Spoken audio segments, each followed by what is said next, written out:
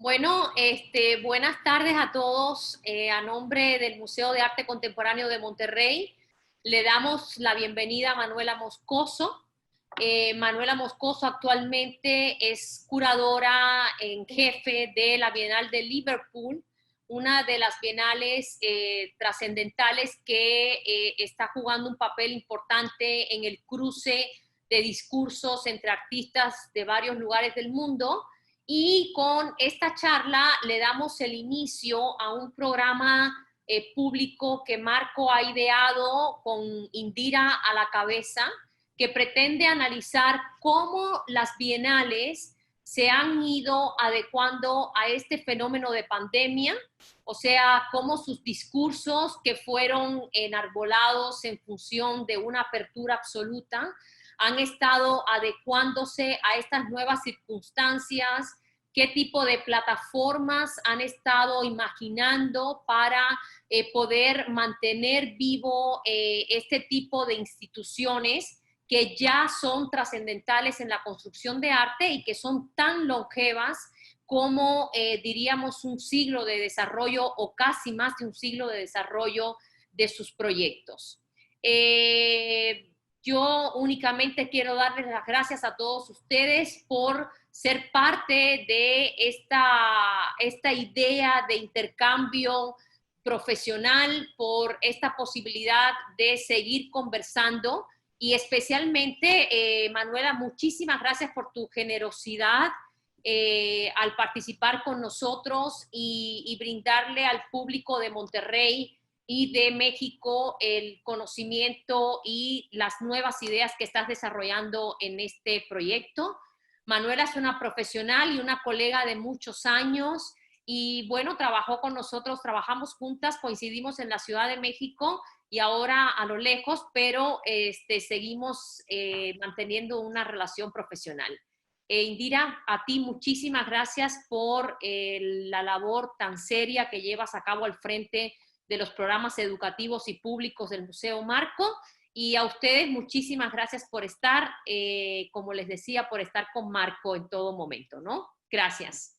Gracias, Tayana. Bueno, pues Manuela, bienvenida. Voy a hacer una lectura muy breve de tu extenso currículum. Manuela Moscoso fue curadora senior en el Museo Tamayo de la Ciudad de México. Anteriormente fue curadora asociada de la Bienal de Cuenca, edición 12ª, Ecuador, y fue codirectora de Capacete, un programa de residencia con sede en Brasil, donde también dirigió el programa curatorial Typewriter. Y también es la cofundadora de Sarigueya, un programa que activa las relaciones entre el arte contemporáneo y la colección precolombina del Museo Casa del Alabado, Ecuador. Y bueno, pues actualmente es curadora de Bienal de Liverpool. Bienvenida. Ay, gracias, gracias Tayana por la invitación, gracias Indira también por esta presentación. Yo con mucho gusto me encanta compartir los procesos en general de mi trabajo y creo ahora muy importante también generar más conversaciones en torno a cómo desde cada una de nuestras prácticas vamos a ir respondiendo a la situación en la que nos encontramos globalmente y que afecta, bueno, a todas las prácticas, diría de alguna manera u otra. La Bienal de Liverpool, un poco por darles un contexto en lo que preparé y lo que estamos preparando. Yo fui invitada en el 2018 a la Bienal de Liverpool y por primera vez, esta es la 11ª edición, o sea que voy a no me di cuenta y tengo el WhatsApp prendido y van a sonar. Ya. Entonces, en el 2018 a mí me invitaron a participar, a formar parte del equipo de la Liverpool Biennial y es la 11ª edición y por primera vez invitaban a la curadora a vivir en la ciudad de Liverpool. Por lo general, cuando te invitan a las bienales, no es una necesidad que la curadora viva en el lugar de la ciudad. Sin embargo, a mí me parecía muy importante el traslado porque había trabajado durante muchos años en contexto museo y otro tipo de institución. Y la parte muscular, digamos que el curador tiene diferentes músculos y el músculo de hacer una exposición de grande formato que tiene, que uno más o menos lo desarrolla, digamos, en desarrollo de investigación serán 6 a 8 meses y de ejecución también, más o menos unos 6 a 8 meses, dependiendo de qué tan larga es la invitación. Y tiene unos tiempos bastante rápidos. La forma en la que uno programa también tienes que confiar mucho en esa intuición, lo que llamamos intuición, pero la verdad es una práctica, la práctica propia y velocidad completamente diferente a lo que sería un museo. Entonces, en el 2018 yo me mudo para Liverpool, y donde estuve viviendo hasta recientemente. La Bienal se tenía que haber abierto en julio 2020 y ahora está pospuesta para marzo 2021. La Bienal, les voy a contar un poco sobre la Bienal y de qué manera, de cierto modo, digamos que lo que está la Bienal proponiendo en términos de prácticas tiene mucho que ver con el momento en el que vivimos. Entonces, de cierto modo, digamos que el esfuerzo no ha tenido que ser en términos de cuál es el contenido de la Bienal en relación al momento en que vivimos. No he tenido que hacer ese ejercicio. La Bienal a desarrollarse un poco a la par cuando, o sea, la propuesta inicial que yo quería hacer cuando me invitaron a la Bienal era repensar las concepciones del cuerpo. Y aunque suene un poco manido la idea de las concepciones del cuerpo, lo que me interesaba a mí era cómo pensar una concepción que reflexionara desde de un pensamiento no eurocéntrico. Entonces, si es que estamos pensando en el cuerpo como una materia que es, durante más o menos 6 meses fue lo que investigué, centrándome sobre todo en el trabajo, al comienzo en el trabajo de artistas latinoamericanos y luego después expandiendo, ya que ese era mi lugar de trabajo, mi geografía, mi geopolítica.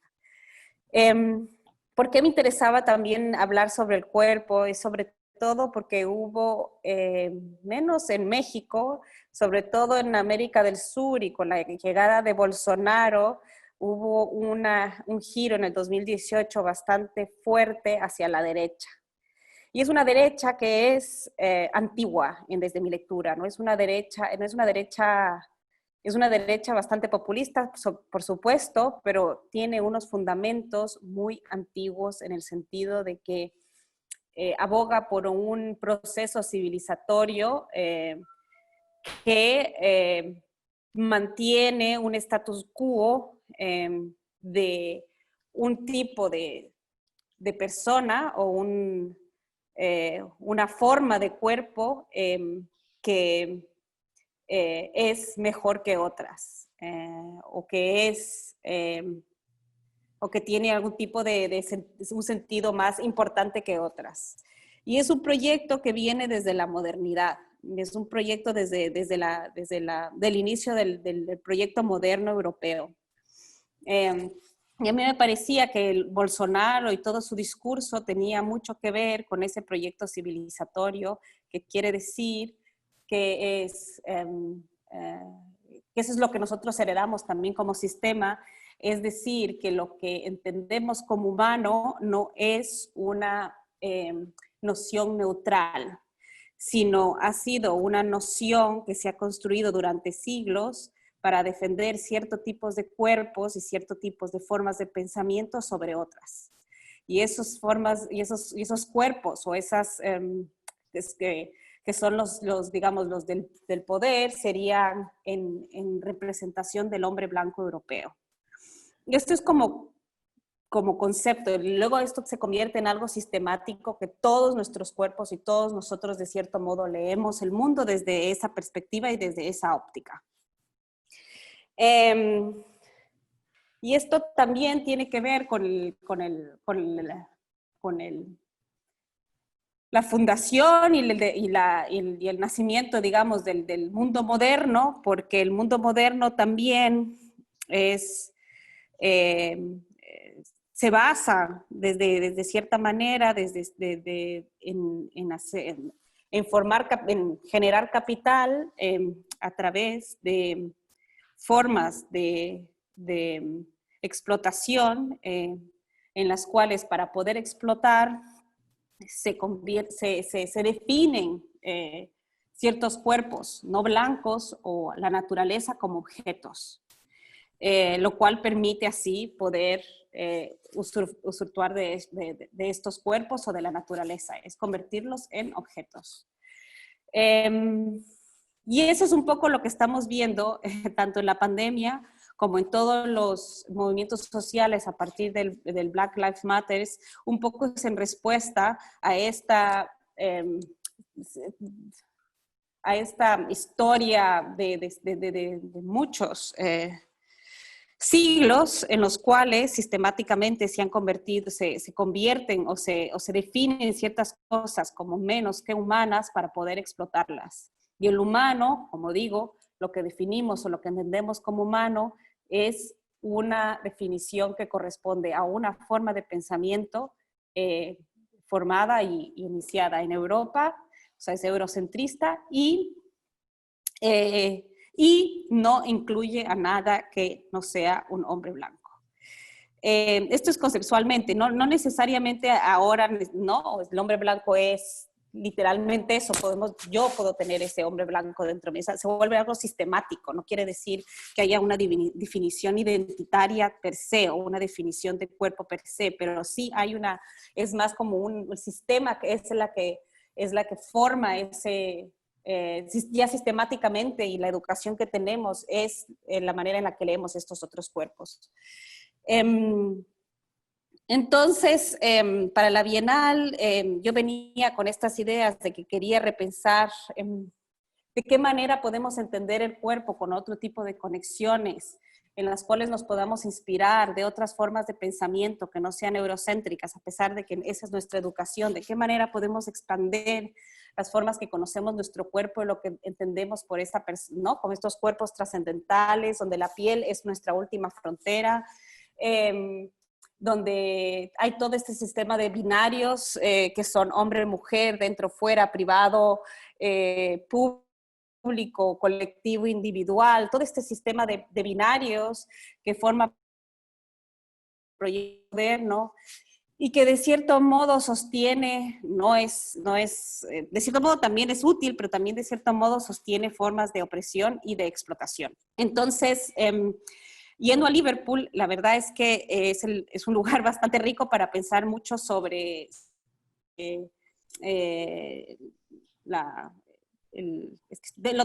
todo lo tengo en inglés, entonces tengo que traducirlo al español, no hablo tanto de la Bienal en español, pero es el surgimiento y el nacimiento del proyecto moderno. Digamos, en Liverpool, ahora, por supuesto, es una ciudad muy pobre, y que ha pasado en los últimos 100 años por bastantes problemas económicos sociales, pero durante el siglo XVIII y el siglo XIX fue un lugar riquísimo, donde, por ejemplo, Liverpool fue el primer puerto donde se inventaron cómo dejar los barcos frente al mar para poder embarcar y desembarcar en un solo día en vez de un solo mes. Entonces, por ejemplo, Liverpool fue el que despegó todo el sistema de circulación de bienes. También Liverpool fue una de las entradas de todo lo que era el azúcar, todo lo que fue el algodón, el tabaco, todos estos materiales y productos que que enriqueció mucho al Imperio y a Europa durante muchos siglos. Y también fue uno de los mayores puertos de traficantes de gente, de humanos, que fueron forzados a desplazarse desde África a las Américas. Entonces, pensando sobre estas ideas de qué tipo de cuerpos podemos pensar en el día de hoy, que no dependamos de una lectura de los cuales se excluye a montones o sea, que solamente pone en representación y hacia un común, un tipo de cuerpos y una forma de pensamiento, cómo podemos incluir otras formas de ser y otras formas de estar en el mundo de los cuales podamos aprender para entender este mundo que está tan complejo, este mundo que tenemos una pandemia, este mundo que hay con movimientos sociales, que hay muchas injusticias, etcétera, ¿no? Como un mundo donde se puede ejercer una justicia social y natural más profunda. Es así que empiezo pensando también que mi interés en esta bienal quería hacer como algo productivo y constructivo. Es decir, de qué manera este cuerpo se compone, más que querer hacer una crítica hacia los tipos de cuerpos, sino más bien qué tipo de composiciones de cuerpos a través de la práctica de otros artistas podría expandir esta forma de entendimiento de qué un cuerpo es y qué es humano, y qué puede ser, cómo podemos definir lo humano, redefinir lo humano, y que el humano no solamente corresponda a cierto grupo de personas, sino que sea mucho más incluyente. O si inclusive pensar si que queremos seguir utilizando el término humano, porque el humano, o sea, lo que significa humano ha sido muy devastador para otro tipo de personas que no, de cuerpos racializados, por ejemplo, de mujeres que no cuadran con esta noción histórica de lo que es un humano. Construcción histórica de lo que es un humano. Entonces, la Bienal incluye desde biopolítica hasta proyectos de carácter social, artistas que trabajan en escultura, algunos proyectos en el espacio público. Son 50 artistas y colectivos los que forman parte de esta edición. Sin embargo, para empezar el proyecto, o sea, la metodología de trabajo para mí es muy importante. Entonces, por ejemplo, yo considero que soy una curadora que lo que me interesa es, yo me veo como una curadora de prácticas y no tanto de objetos. Entonces, para formar y realizar una exposición, mi trabajo, lo que a mí me interesa hacer es construir o generar un marco o un territorio conceptual, y a partir de eso empezar a invitar a prácticas que son las que expanden esa idea. No, me siento mucho menos identificada con una curadora de objetos o con una curadora que genera conceptos de los cuales los artistas responden hacia ese concepto, sino siento que es mucho más una relación más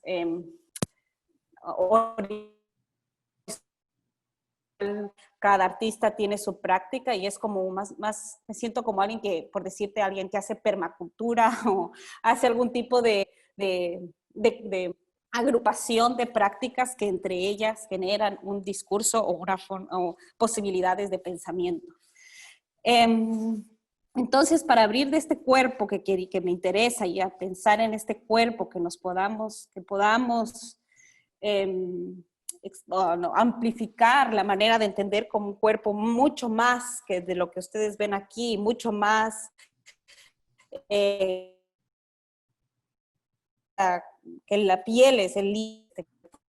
El artista que invito es un artista que se llama Jorge Mena Barreto. Jorge Mena Barreto trabaja como desde la práctica social y su materia y su investigación es la comida. Y para mí esto era muy importante, él fue muy importante como para empezar a formar este grupo de personas, ya que si te estamos tratando de pensar un cuerpo que es mucho más poroso, un cuerpo que se extiende no solamente en la piel, sino con todo el sistema de relaciones que tienes cuando estás o sea, que uno es mucho más relacional, que es un cuerpo que no es trascendental, sino mucho más inmanente, es decir, estamos en constante relación con nuestro medio ambiente y con todos los objetos con los que participamos en nuestras vidas, sean humanos o no humanos, que sea un cuerpo que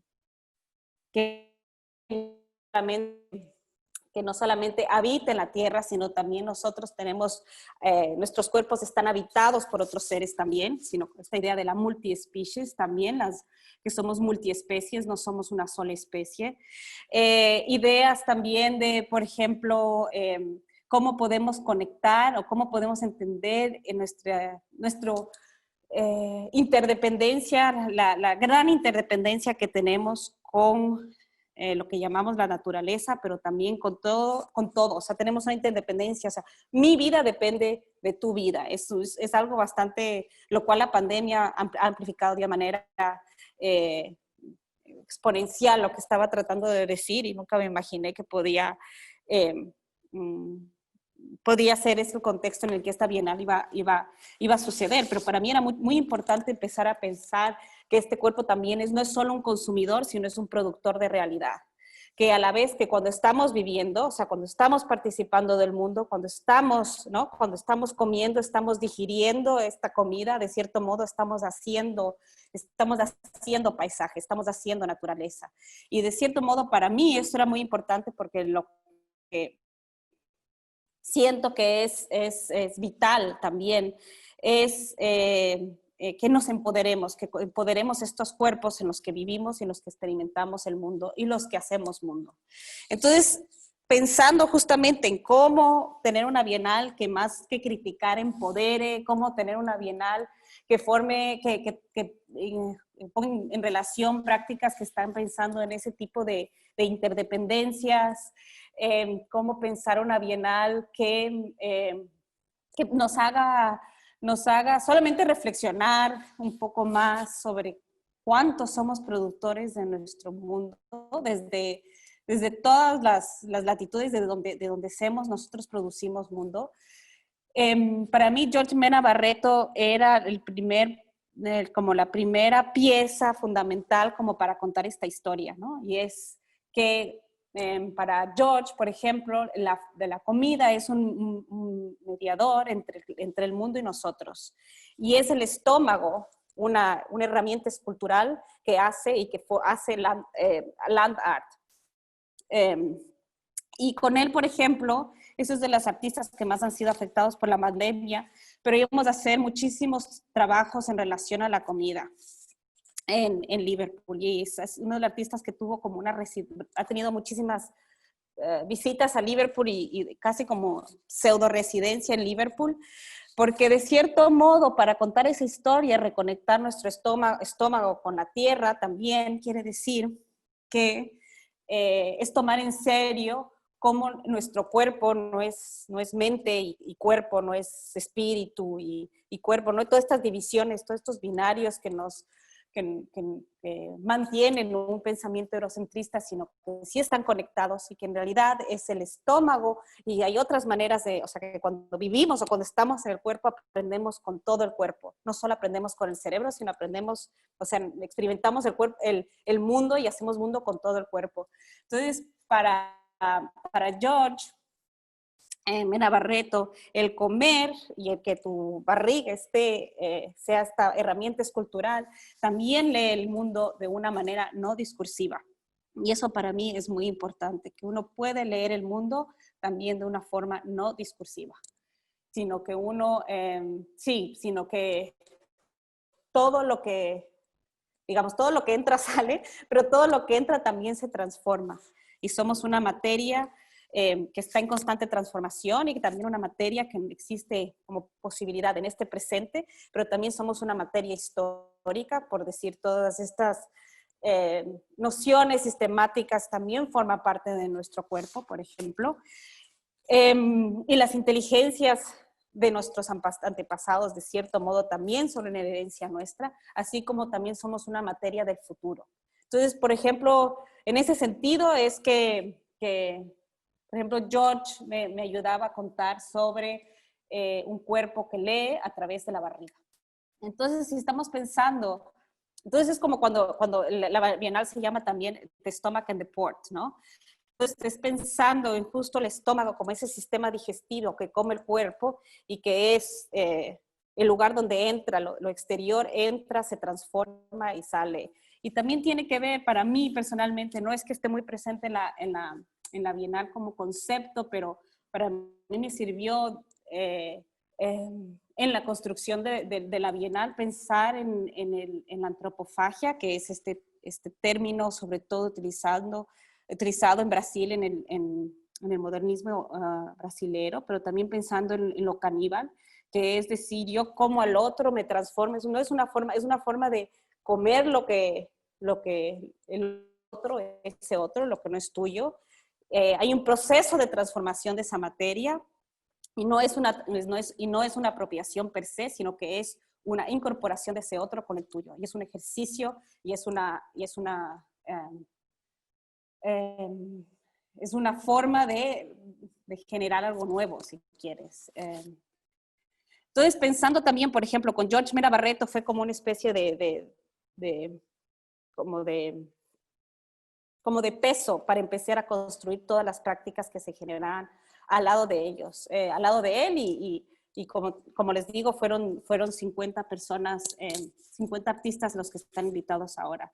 Pero, por ejemplo, desde ese discurso puedo partir hacia la relación con la naturaleza y más temas de, por ejemplo, sobre Anne Grafe, que es una artista noruega que hace como muchos proyectos en laboratorios y es sobre toda la vida bacteriana que vive en nuestros estómagos y de cierto modo son los que definen no solamente nuestros estados de ánimo, pero también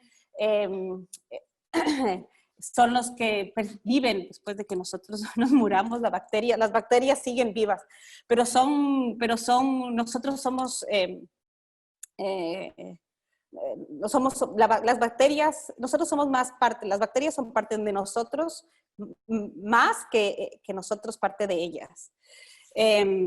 Y ella tiene una serie de trabajos sobre todo sobre la vida, como la porosidad del cuerpo y de cómo casi todo lo que encontramos fuera también está dentro. Entonces puede ir desde ese lado. La Bienal tiene como una rama un poco más biopolítica con Pedro Nieves que trabajan mucho y una perspectiva sobre cómo el binomio cultura-naturaleza se ha entendido como algo separado y hay artistas que están pensando como una relación mucho más como un concepto cultura como si fuese solo un término que es algo que es inseparable de cierto modo, como sería en el caso del trabajo de André Romaun o por ejemplo con el artista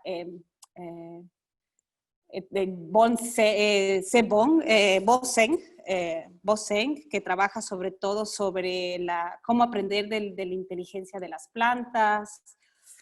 También, por ejemplo, en términos de esto de la separación de la naturaleza-cultura, también hay algo que es un término muy importante para la Bienal, que es el parentesco, y cómo en el sentido del pensamiento europeo el parentesco por lo general se entiende como padre, madre, hijos, ¿no? El parentesco es entre humanos, mientras que en otras formas de pensamiento el parentesco también se extiende a otros seres de la naturaleza y que forman parte vital de la construcción de realidad, seres que son no humanos o extrahumanos. Por ejemplo, Laura Huertas Millán tiene un trabajo sobre la planta de la coca en Leticia, en una localidad de Colombia, en el sur de Colombia, en el cual la película es como un retrato a la planta y la importancia que tiene en el sistema de parentesco para esta cultura, pensando sobre todo que la planta es ilegal en Colombia y hay un fuerte rechazo por la plantación de una planta que forma parte de la cultura de ciertas comunidades. También, por ejemplo, ya yéndose mucho más hasta la idea a través del cuerpo y cómo las historias también forman parte de nuestro cuerpo, y pensando sobre todo en Liverpool como un puerto que que pararon más de 2 millones de esclavizados, sobre todo de África, del West África, que pasaban a Liverpool y luego iban a las Américas. Entonces, por ejemplo, en ese sentido, lo que me interesaba mucho más era pensar, uno, era el sonido como forma de conocimiento, y dos, el cuerpo como archivo. Y las dos están muy relacionadas. Una, porque el sonido, si tomamos en serio el sonido como forma de conocimiento y de la manera en la que el sonido ha sido como de una materia muy, muy canibalizada, pero por ejemplo, cómo todos esos transcursos lo que llaman del Atlántico Negro ha generado, no sé, es posible que todos ahora escuchemos, no sé, desde Justin Bieber a etcétera, en fin. Pero, por ejemplo, o sea, podemos ir como a la parte más popera, de qué manera han influenciado y siguen influenciando lo que nosotros escuchamos y cómo reaccionamos a este tipo de músicas. Pero si lo tomamos en serio, es que muchos de el conocimiento se trasladaba de cuerpo en cuerpo. Entonces la idea del contar la historia, de que la historia, de esa tradición oral que va de persona en persona, y es un conocimiento importante y que obviamente se transforma, no está escrito en ninguna parte, pero sí tiene un tiempo y una importancia que hay que tomarlo en cuenta como conocimiento. Entonces, por ejemplo, tenemos al trabajo de Neo Muyanga, que es un compositor de Sudáfrica que hace mucha investigación, sobre todo con canciones de resistencia, sobre todo en Sudáfrica y el Appelheit, pero luego lo ha expandido a muchos otros lugares del mundo. Y específicamente para la Bienal de Liverpool estamos trabajando con una canción que se llama Amazing Grace, que es muy importante para el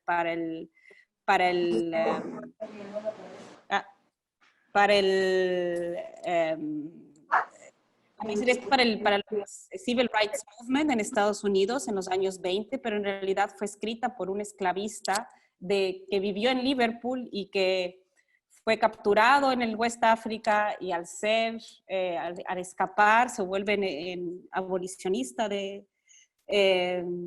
proyecto bastante fuerte para esta persona, y escribe Amazing Grace, y Amazing Grace está escrita en 1700 y viaja por los barcos entre Liverpool y Estados Unidos. En esa época era muy importante, si se acuerdan, el Titanic que iba de Liverpool a Nueva York, por ejemplo.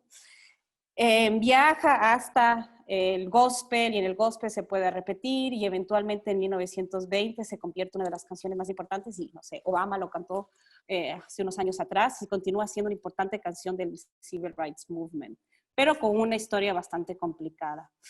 Desde ahí hasta otros artistas que trabajan sobre todo con el sonido, y por ejemplo el sound system, que es como una forma en la que es ocupar los espacios públicos como una forma de reconocimiento y de posicionarse políticamente y de agenciamiento colectivo en relación a ciertos contextos. El sound system es muy importante.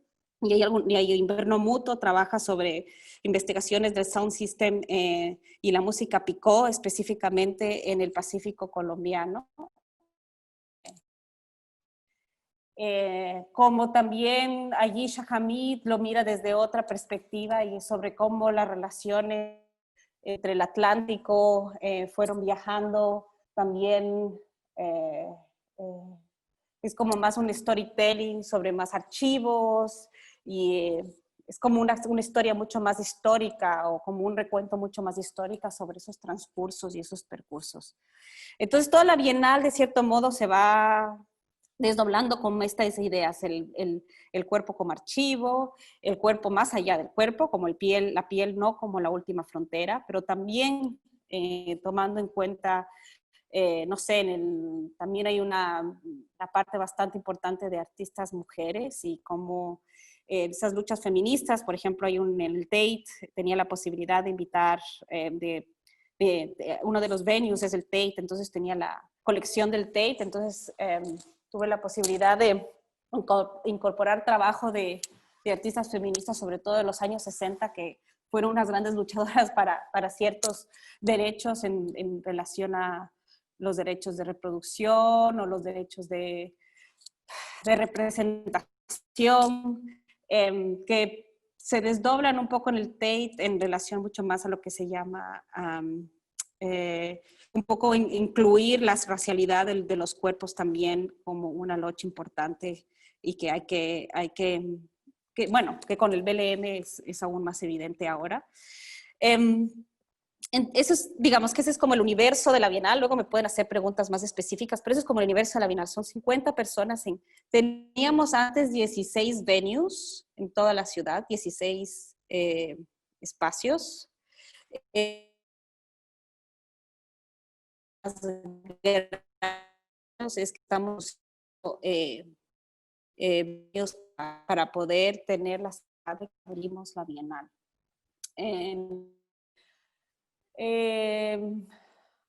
Es interesante porque la propuesta es aquí es como cómo responder al COVID y cómo vamos a cambiar la forma tal vez de exponer y circular y diseminar producción cultural. Yo todavía siento que la Bienal, por ejemplo, la Bienal en la cual yo trabajé es justamente en ese impasse, en ese transcurso. Y de cierto modo, yo creo que vamos a cambiar mucho más o vamos a tener que también produce, entonces también se produce en estos tiempos COVID, pero por el momento, por ejemplo, yo sí, esta Bienal sí con producir, que no es el 2020, sino es por decirlo de alguna manera. De todas maneras, dado que, como digo, las temáticas están muy cerca a lo de no sé, como aproximaciones a por qué la pandemia, cómo entender la pandemia, como los cuerpos como eso, como hosts, como no huéspedes, sino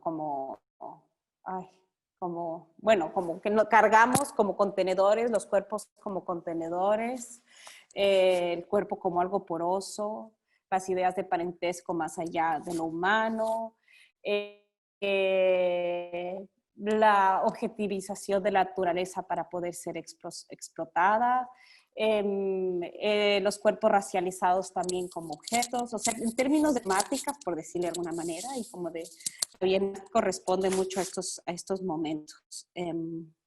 ¿Qué hacer en términos de cómo, o sea, las bienales van a tener que repensar bastante porque son como un enclave entre algo local y algo internacional, dependiendo de la bienal, por lo menos la de Liverpool es así, y la parte internacional está ahora imposible de ser, o sea, no hay manera de viajar, estamos todos ¿no? Estamos todos en lockdowns cada vez más. Llegando al invierno, cada vez más ciudades están siendo cerradas, etcétera, etcétera. Nosotros hemos apostado por abrir seguramente en marzo del 2018 pensando que estamos cerrando venues, o sea, estamos tratando de acumular, hemos tenido la posibilidad de conseguir un espacio de 2 pisos muy, muy, muy grande, donde estamos tratando de llevar casi todos los trabajos para tener más control, pero también porque todos o sea, control en términos de que nosotros podemos decidir cuándo se abre y cuándo se cierra, pero también en términos de, ahora las exposiciones, yo no sé si en México también es así, pero tienen que tener un sistema de entrada y salida. Tiene que haber cierto tipo de protocolos en los cuales tenemos que, de distanciamientos entre cosas, de cuánta gente trabaja, de lo que se llaman track and trace, que es decir, que tiene que haber alguien que tome nota de quién está ahí, hay que reservar con anticipación las entradas a todos los lugares de exposición. Entonces, tener 16 lugares para ir a visitar es un absurdo.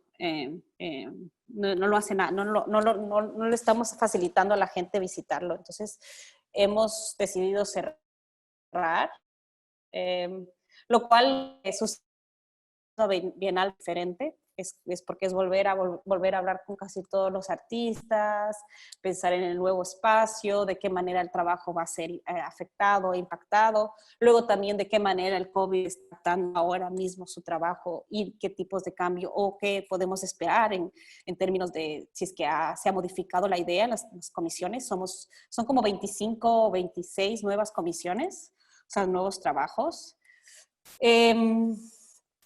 Y luego pero con la idea de que vamos a abrir lo físico, porque eso es lo que realmente podemos hacer, lo que sabemos que podemos hacer.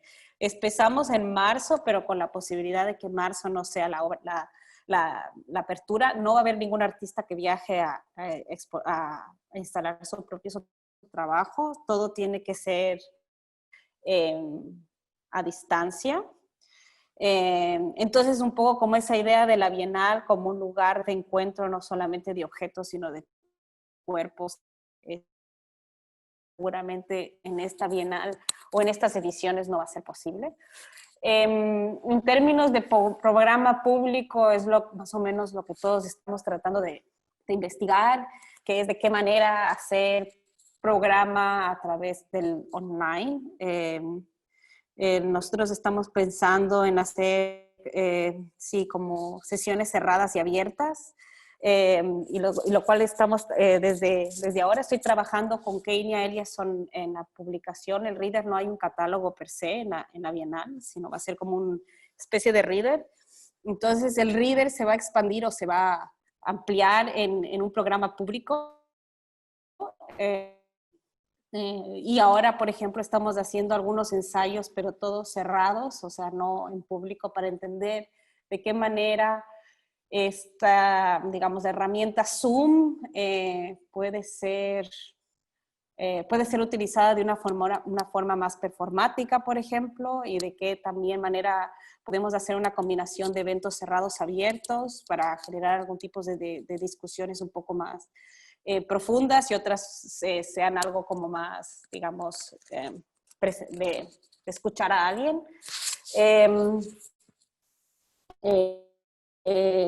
No soy, no se puede abrir y tuviéramos que todo montado, se pudiera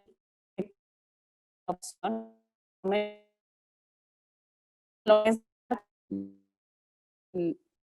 afectado comparado con el teatro, comparado con el cine, comparado con la danza, comparado con la música. Se pueden mantener los espacios abiertos porque se pueden haber entrada y salida.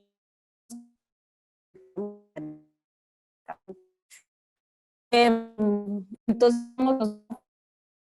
digamos, dentro de las artes, hablando desde de las otras prácticas, danza, etcétera, etcétera.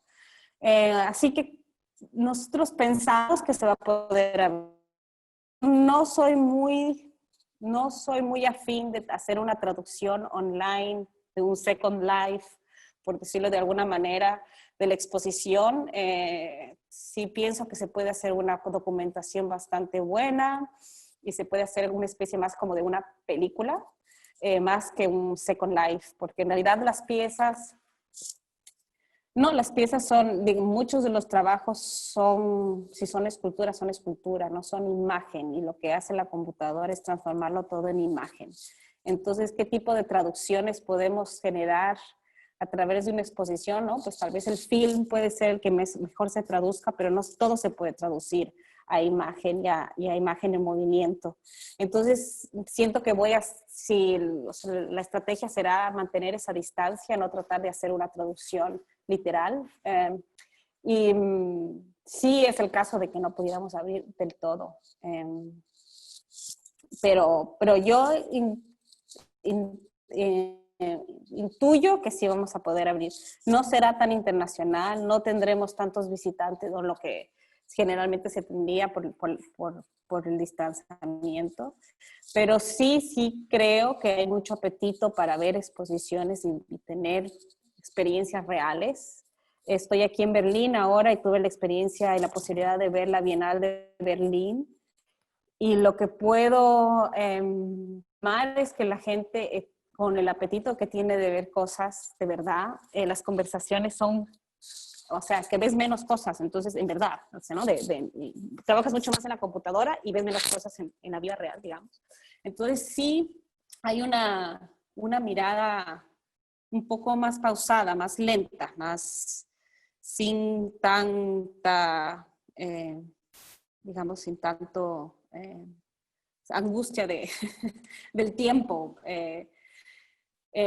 Pero sí creo que hay que haber una conexión muchísimo más fuerte con las ciudades y tenemos que ser mucho más flexibles en términos de lo que se puede hacer y lo que no se puede hacer. Y también ir, como digo, un poco con todo mi equipo vamos haciendo, la única manera de poder generar una bienal ahorita es trabajar de poco a poco. No podemos, ¿no? Esa idea de lanzar muy allá la vista, el pensamiento es muy frustrante porque no se puede proyectar qué va a pasar de aquí a 6 meses. Entonces, es saber lo que estamos haciendo ahora y luego mañana y luego pasado y luego vamos poco a poco y vamos respondiendo y vamos a responder a las circunstancias y condiciones que tengamos en ese momento de la mejor manera en ese momento. Pensamos también, trabajo muy de cerca con un productor que es muy bueno y pensamos con el productor también que generar muchas opciones de si esto pasa, hagamos esto, si esto otro pasa, hacemos esto otro.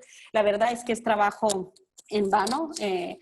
Pensamos que es mucho mejor ir trabajando con una idea que es marzo y cualquier cambio y cualquier o cualquier respuesta que tengamos que hacer sea una respuesta del momento en el que tengamos la pregunta, sin adelantarnos a ver cuál va a ser la pregunta, digamos, hacia la Bienal. Eso pienso, eso en general, para mí es súper importante mantener la integridad de la Bienal como un conjunto y también la integridad de las prácticas artísticas a las comunidades. Entonces, digamos, como institución, nuestro primer contrato es con los artistas que hemos invitado, entonces hay que tener una comunicación abierta y muy sincera con todos ellos y ellas y ellas. Y en lo posible, siendo una estructura que en principio genera producción cultural, en el momento deberíamos poder, en lo posible, responder a los cambios que tengan los artistas en el momento en el que estemos trabajando y poder absorber esos cambios. Eso es como lo más importante. Luego es pensar cómo habitar esa ciudad, cómo generar conexiones con la ciudad. Es muy difícil, por ejemplo, tengo la curadora de Learning, la de educación es muy difícil. Por ejemplo, ellas tienen más desafíos porque, digamos, el trabajo con escuelas, el trabajo con universidades, hay 8 universidades en Liverpool, todo el trabajo que se genera a través de del programa educativo es muy difícil. Se está pensando casi todo online, hasta solamente hacia el final de la Bienal, que será en junio, generar cosas presenciales. Pero es difícil porque todo el mundo, digamos, por ejemplo, con los niños de las escuelas, están todos ya muy saturados con la educación online y que también haya, además de eso, ¿no?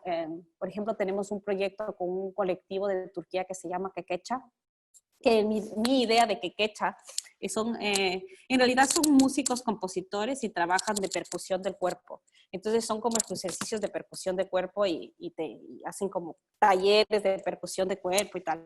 Y para mí era una manera de hacer llamado ¿no? Para mí en la Bienal ellos iban a llegar primero y trabajar con gente en la Bienal como para empezar a llamar el cuerpo, ¿no? Como así como cómo aprender que el cuerpo también es una percusión, obviamente, por ejemplo, ese proyecto ha tenido que traducirse completamente a talleres online, pero sí estamos tratando de trabajar con escuelas. Pero, por ejemplo, pensamos, digamos, las escuelas han estado abiertas porque sienten que es un proyecto que no necesita demasiado, porque es realmente el taller es sonido con casi como estoy aquí, ¿no? Estamos y como todos, o sea, las conversaciones tenidas se ha convertido algo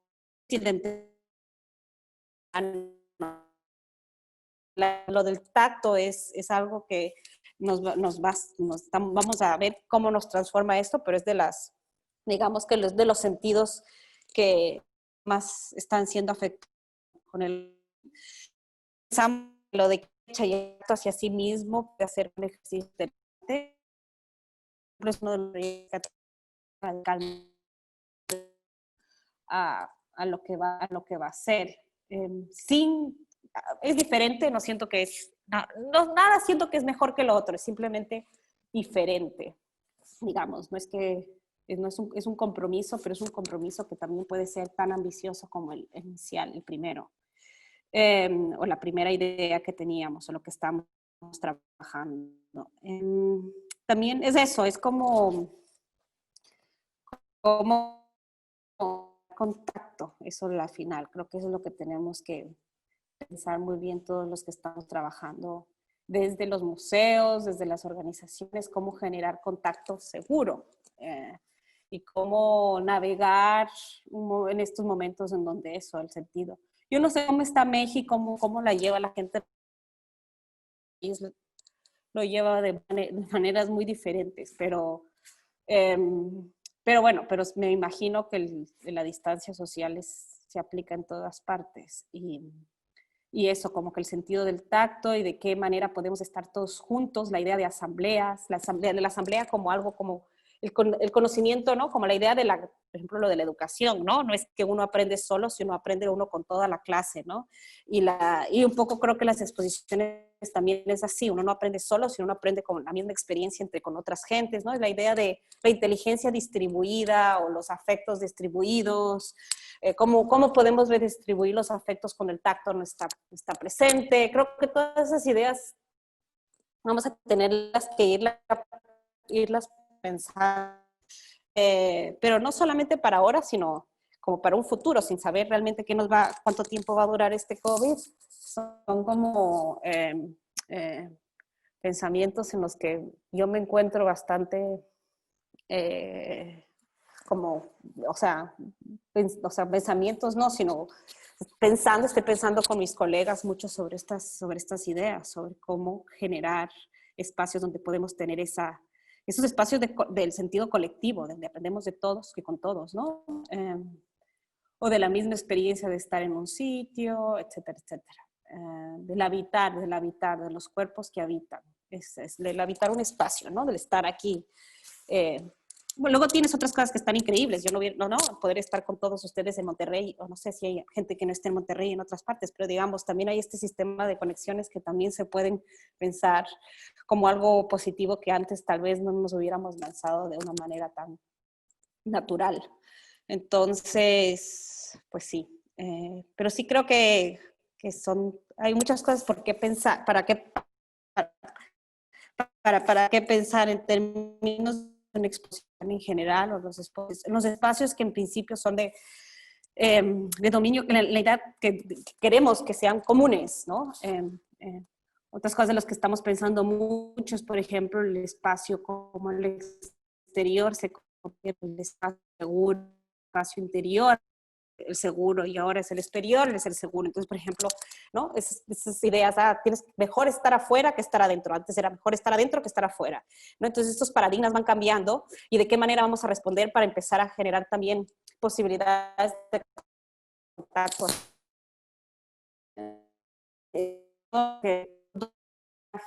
Tenemos un compositor, tenemos algunos artistas que vamos a sacar la exposición Sale al Espacio Público, por ejemplo. Un poco también para ocupar ese espacio seguro, pero creo que son como preguntas que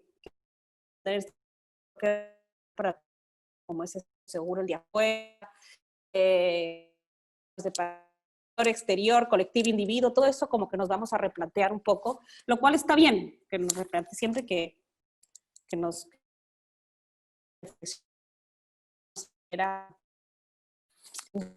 está para poder reformular otras ideas, otras formas de estar juntos que sean con más afectivas, pienso yo. Así que no sé si tienen preguntas, no sé ya cuánto tiempo hablé, tú me puedes contar. Claro, pues podemos, muy interesante, Manuela, todo lo que has compartido con nosotros sobre tu experiencia en esta investigación, este gran proyecto de pensar fuera de lo eurocéntrico y muchos temas del arte contemporáneo, lo social, lo biopolítico, el espacio público. Me encantó el concepto que planteas del cuerpo como productor de realidad. Queremos invitar a los aquí presentes, si tienen alguna pregunta, algún comentario, tenemos unos 10 minutos máximo para algunas 3 preguntas. Si desean participar, pueden anotar su nombre y activamos el micrófono.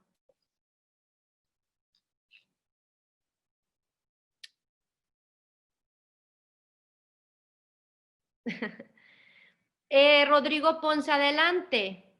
Muy buenas tardes, Manuela, muchas gracias por tu plática. Yo me declaro neófito en bienales, aprendí mucho hoy contigo, muchas gracias por tu experiencia. Y una pregunta, yo estoy en la parte académica en preparatoria, adolescentes, y algo que estamos manejando mucho son las emociones.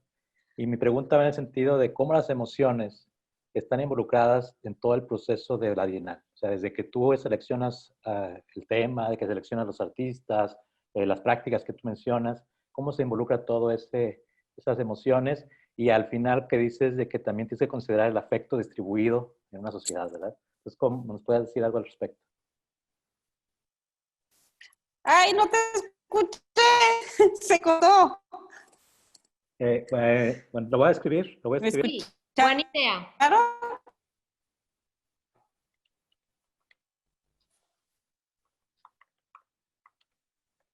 Sí. ¿Soy yo la que estoy mal o soy yo la que tengo mi internet malo? Ay. Yo sí te escucho bien, Ya. pero es Es que buena no. idea que los interesados anoten su A ver. pregunta. Rodrigo, luego ¿Seré Edith, yo? ¿Será que me luego muevo? Otón.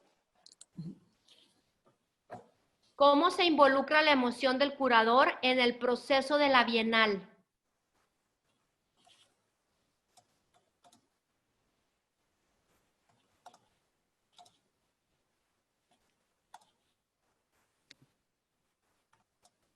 ¿Me escuchan? Sí. ¿Volví? Ah, ya. Sí. La pregunta es, Manuela, ¿cómo se involucra la emoción del curador en el proceso de la Bienal? ¿cómo se involucra la emoción del curador en el proceso de la Bienal? Pues es que las emociones, digamos, también son formas de, o sea, de nuevo, no es como que las emociones y la inteligencia son dos cosas separadas para mí, sino como que la emoción pueden ser un motor juntos, ¿no? ¿Escuchan? No. Sí, A ver. Ay, sí, sí igual, te igual el escuchamos. internet. ¿Sí me escuchan? Me voy a ver. Ahí te escuchas Es que bien. estoy en un estudio. Sí, sí se me escucha. Yo creo que las emociones, o más bien creo que son como, por ejemplo, yo creo que sí, digamos, las exposiciones pueden tener uno quiere crear cierto tipo de texturas, uno quiere generar cierto tipo de sensaciones, ¿no? Como de activar ciertos afectos, yo diría más, ¿no? Como decir, y creo que las emociones se involucran porque eso es lo que, o sea, creo que se involucran tanto en cuanto es lo que quiere uno poner acentos, por decirlo, ¿no? O sea, como que las emociones podrían ser como la textura, el acento, generar una exhibición, la que sea, ¿no? Para mí es un conjunto como te digo, de prácticas, pero generar una exposición en realidad es casi como crear una gramática, ¿no? Entonces uno es como una gramática espacial, donde uno hace los recorridos del recorrido del que va, ¿no? Como cuando uno está haciendo. Y uno, claro, tiene como mucho conocimiento de todas estas prácticas. Entonces uno dice, pues primero voy a hacer esto, primero sería genial algo que, digamos, yo qué sé, un poco como lo hablaba de quequecha, ¿no? Que te empiezas a sentir el cuerpo para luego tal vez ver una cosa que sea algo un poco más contemplativa, para luego después comer algo, o sea, como que tal vez lo que pienso que las emociones son como lo que te puede guiar para hacer unos texturas y acentos en la gramática de la exposición. Lo que tiene una Bienal comparado a otro tipo de exposiciones es que es gran escala, entonces es como seguir el hilo, digamos, y si tienes más que un lugar, ¿no? Es como seguirle el hilo de que entonces los transcursos por la ciudad son importantes, como vas de un sitio a otro. Entonces, como también tomas en cuenta ese parcurso, ¿no? Como decir, bueno, es que yo fui a Monterrey, pero ya no me acuerdo, pero digamos como pasar aquí es cruzar no sé, la superavenida y en la otra, no sé, son 5 semáforos, yo qué sé. Eso forma parte de la experiencia, ¿no? Entonces, cuando llegas a la exposición, ¿de qué manera quieres generar ese tipo de la otra textura, ¿no? Y la naturaleza de los espacios. Entonces, por ejemplo, si hago una escuela, digamos que hacemos algo en parte de la Bienal en una escuela, pues la naturaleza de la escuela tiene que informar la exposición. O sea, el espacio tiene que informar la exposición, como la exposición luego puede informar el espacio. Entonces, como que todos son como conversaciones. Gracias. Bueno, tenemos aquí una pregunta. Edith, ¿me escuchas? Adelante. ¿Me escuchan? Sí. Perfecto, lo estaba escribiendo, pero bueno, más rápido. Ay. Aquí estoy. Muchísimas gracias, Manuela. Oye, mira, yo tuve oportunidad de ver Amazing Grace en Broadway y sí me sorprendió, o sea, me movió mucho y yo creo que las minorías que estábamos ahí nos movió mucho pues que se nos salía la lágrima, donde pues se ve, haz de cuenta, una subasta de gente de color y bueno, la historia que ya muchos saben, no la voy a repetir, pero me sorprendió mucho que no duró mucho. O sea, yo me esperaba que iba a durar pues, un año, y duró meses. Entonces, fue porque la crítica, o sea, la gente blanca se sentía muy incómoda porque en ciertos pedazos de la trama era como que si los culparan de que ustedes no hicieron nada o ustedes abusaron, etc. Cuando el artista que estás manejando, Neo Muyanga, me entiendo que sus instalaciones, o sea, van a estar en lugares públicos ahí en Liverpool, hace su abordamiento acerca del tema. ¿No se encuentran con este tipo de críticas o la consideran o no? Es ¿O no que te importa? no, lo que pienso es una cosa, bueno, depende como, de nuevo, eso es el curador, el director, o cómo uno posa esta cuestión. O sea, lo que digo es, cuando hablamos del cuerpo como el que, digamos, como ¿por qué el humano no es una concepción neutral? Es algo que viene de siglos, o sea, ya todo lo tenemos muy aprendido, o sea, todos somos implícitos en esa lectura. No, digamos que no hay una fuera. O sea, blanco, menos blanco, mestizo, está súper enraizado en nosotros. Entonces, en realidad no es, yo no soy un cuerpo racializado, entonces yo no puedo hablar desde esa experiencia de mundo, pero lo que, lo que creo que de cierto modo no es decir ellos sí, nosotros no, sino todos sí. ¿Cómo podemos ir como para hacer ser constructivos?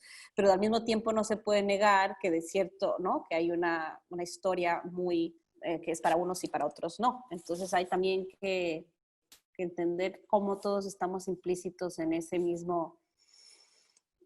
Sí, no es de acusar, es más bien de entender por qué es que estamos en estos momentos, o sea, que no todo viene de la nada, sabes que un BLM no sale de la nada o una pandemia no sale de la nada, sino que han sido procesos muy largos y somos parte del proceso y este proceso va a continuar.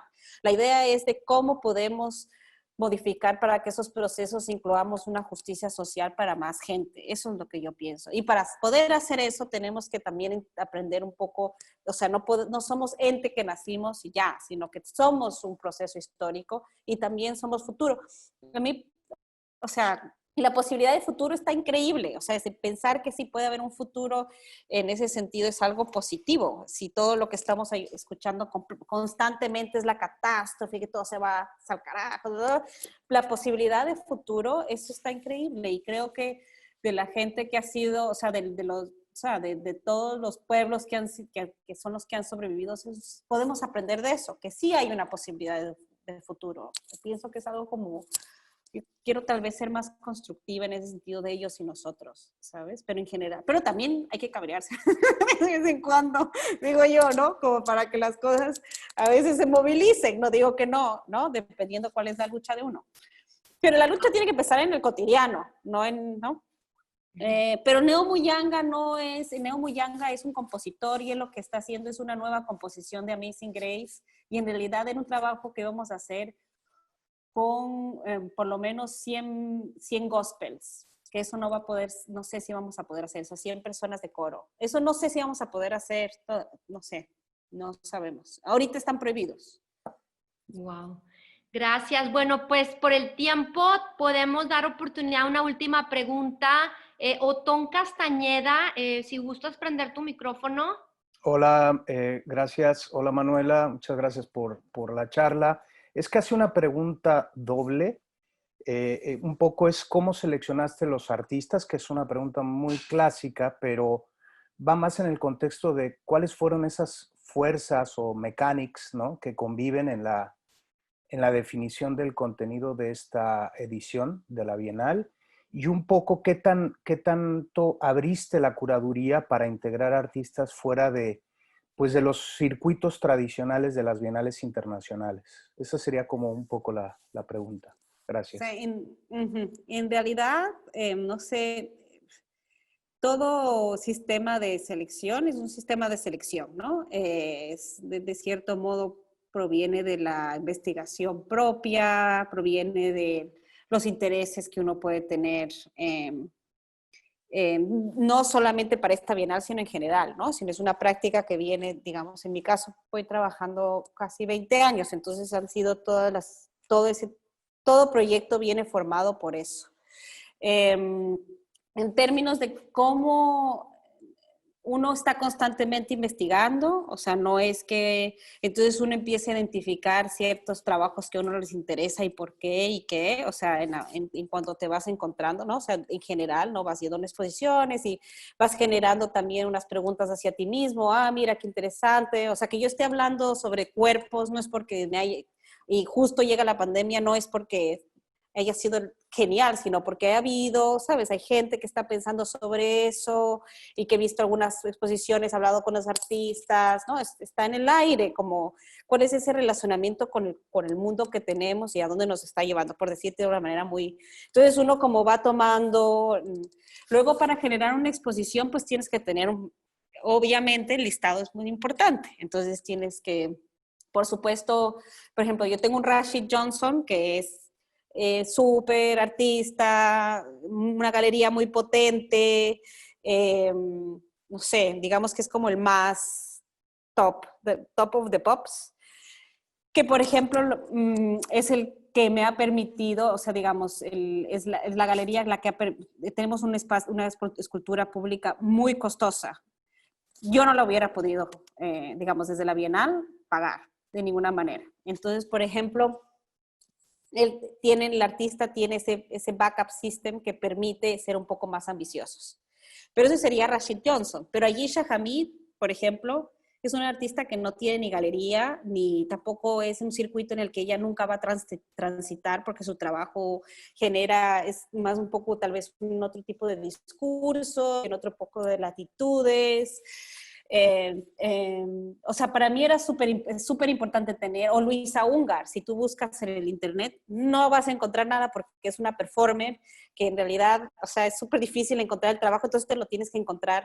Es una performer también, sin galería, por decirte, ¿no? Y que te la tienes que encontrar y que por haberte encontrado el performance, luego después como que le vas siguiendo y luego conversas con la persona y te interesa, porque para mí cada artista es como un sistema de conocimiento, es un universo, es una investigación per se, entonces el aproximarte a esas personas también. Y luego vas mirando, entonces luego, por ejemplo, sobre todo, digamos, para mí estaba pensando, por ejemplo, sobre los cuerpos femeninos, por ejemplo, y como la idea de motherhood, no sé cómo se diría en español, no lo había dicho nunca. Maternidad. Maternidad, que suena horrible, ¿será? Oh, que suena peor. Pero bueno, sí. Pero, por ejemplo, entonces de repente me dicen, pues viste que Camille Henrot está haciendo trabajos como sobre breastfeeding, ¿sabes? Entonces dije, genial, entonces dije, mira, qué bien. Y luego como que uno va hablando y vas conversando, pero luego es la conversa en la que uno dice, sí, mira, este universo está genial en relación, como es más rizomático, en relación, digamos, Camille puede relacionarse con la idea del breastfeeding, como la comida como mediador, con George Mena Barreto en el sentido de comida, pero también, por ejemplo, hay un sistema de relación con el multispecies y también con los derechos y como el proyecto un poco la reproductibilidad y luego también sobre el cuerpo femenino y cómo se representa. Entonces, por ejemplo, de repente ella está hablando de algunos universos que hay otros artistas que también están hablando de sus universos, entonces esas conexiones. No sé si me explico.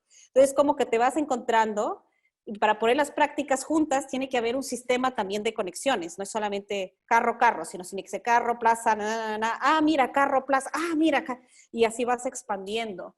Entonces es y puedes ir, ¿no? Tan grande o tan pequeño, pero como que también es yo creo que es el ritmo en el que uno va y también el tiempo en el que uno tiene y el presupuesto que uno tiene también y hasta, y qué son las cosas importantes que tienes que hacer. Entonces, por ejemplo, hay una ética, pienso yo, es como cómo pagas a todo el mundo, que, no sé, que todo el mundo esté bien distribuido, que los tratos sean iguales, etcétera, etcétera, ¿no? Como la ética detrás del trabajo como curador.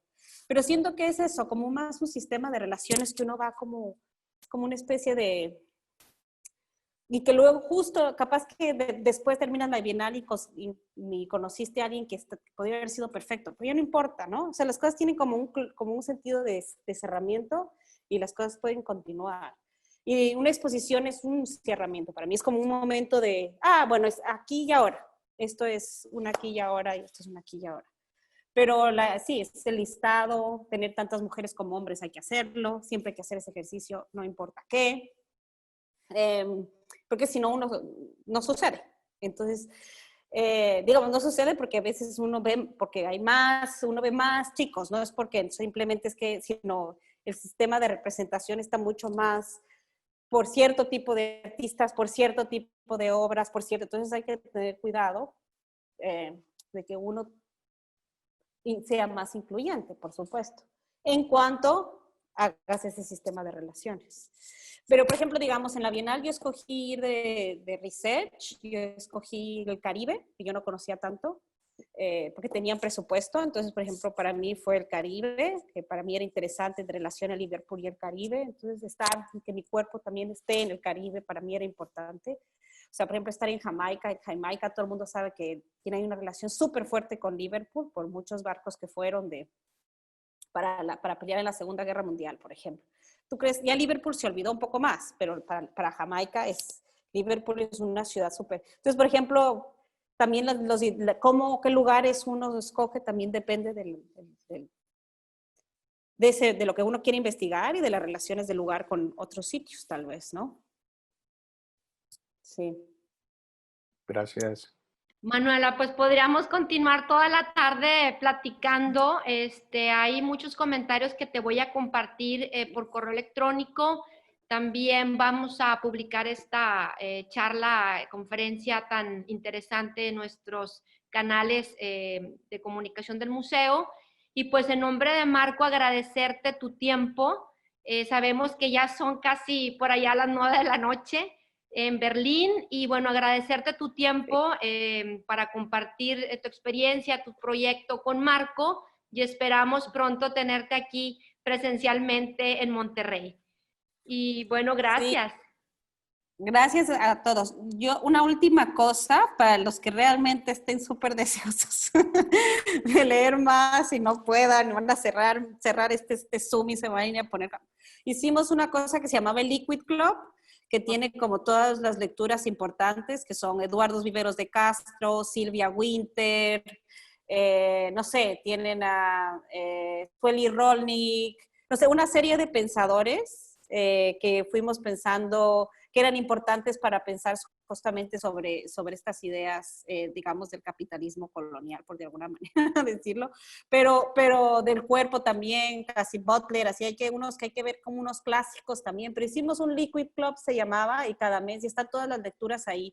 Entonces, digamos que ese fue como el terreno conceptual, pero eso hay que como tener ganas de leer. Y ahora vamos a empezar a partir de noviembre el Liquid Club solo de sonido. Entonces, los artistas que trabajan con sonido, tipo Inverno Muto, que hacen una investigación sobre sonido increíble y música increíble, que se llama, hay uno que se llama el Black Mediterráneo, que es toda la música entre el Mediterráneo y África. Entonces, está súper bien. Entonces, Inverno Muto va a ser una hora, Lamin Fofana, que es un compositor de música electrónica de Sierra Leone, hará otro, Larry Achampong. Entonces, cada mes va a ser sobre todo sobre música, y más que de lecturas conceptuales, va a ser como tomando en serio, digamos, como el sonido y la música como una forma de conocimiento a través del trabajo de los artistas que están presentes. Por si alguien se queda con ganas de más. Pues invitadísimo a visitar la página de la Bienal, donde aparece justamente esta como se llama Liquid Club, ¿verdad? Sí, igual lo podemos compartir por el chat para que podamos visitarlo. Eso. Pues nada, cualquier cosa, aquí estamos en la lucha. Muchísimas gracias a todos y mucho éxito. Gracias por la invitación, gracias. Chao, gracias.